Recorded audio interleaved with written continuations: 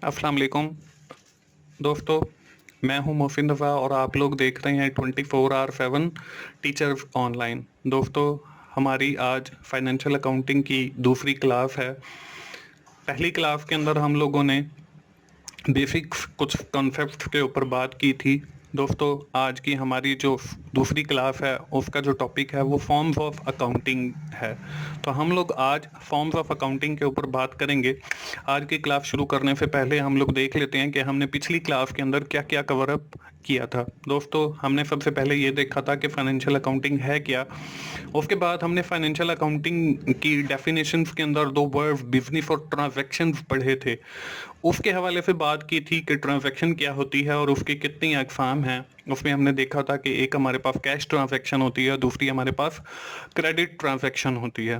फिर उसके बाद हमने बिजनेस को देखा था और फिर हमने उस बिजनेस के टाइप्स देखी थी और उन टाइप्स में हमने देखा था कि बिजनेस की जो मेन टाइप्स हैं वो तीन होती हैं।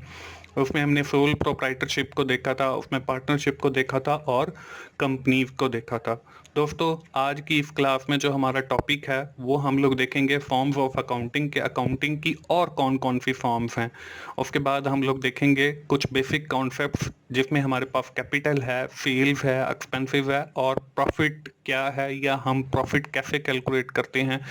ये आज की हमारी इस क्लास का टॉपिक है। तो हम अपनी क्लास शुरू करते हैं और हम लोग देखते हैं कि हम लोगों ने आज इस क्लास के अंदर सीखना था कि फॉर्म्स ऑफ अकाउंटिंग, अकाउंटिंग की और कौन सी फॉर्म्स हो सकती हैं। तो दोस्तों, अकाउंटिंग की डिफरेंट फॉर्म्स हैं। उसमें हमारे पास फाइनेंशियल अकाउंटिंग है, उसमें हमारे पास कॉस्ट अकाउंटिंग है। कॉस्ट अकाउंटिंग में हम लोग जो अपनी प्रोडक्ट और सर्विसेज बना रहे होते हैं उसकी इंडिविजुअल कॉस्ट को देखते हैं और फिर एज अ होल कॉस्ट को देखते हैं। उसके बाद हमारे पास मैनेजरियल अकाउंटिंग है, उसमें हमारे पास बजटरी अकाउंटिंग है। बजटरी अकाउंटिंग के अंदर हम लोग ज़्यादा बजट बनाते हैं।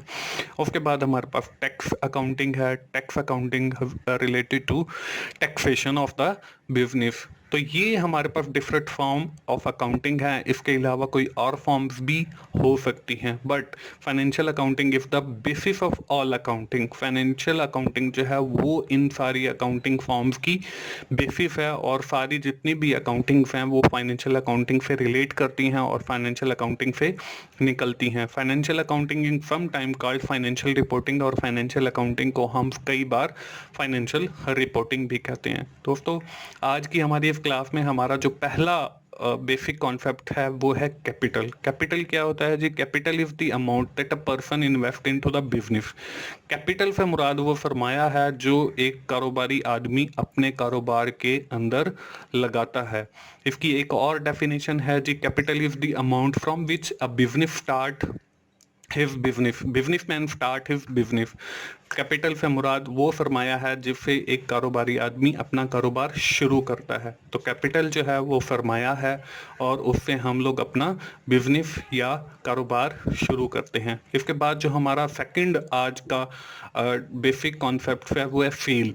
सेल क्या है जी? The exchange of commodity from money is known as sale. हम जो अपनी प्रोडक्ट किसी साहब को देते हैं और उसके अगेंस्ट जो हम मनी चार्ज करते हैं वो हमारी सेल है। या इसकी डेफिनेशन कुछ इस तरीके से भी की जा सकती है, the activity of a business in which business offer some product and services to their customer against money is known as selling. के हम जो अपनी प्रोडक्ट और सर्विसेज किसी को दे रहे हैं और उसके अगेंस्ट जो मनी ले रहे हैं वो हमारी सेलिंग के अंदर आता है।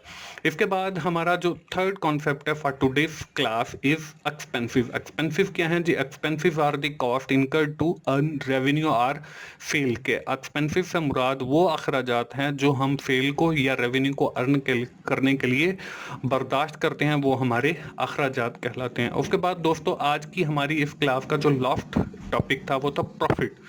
प्रॉफिट क्या है जी? Profit is what is left of the income after all expensive.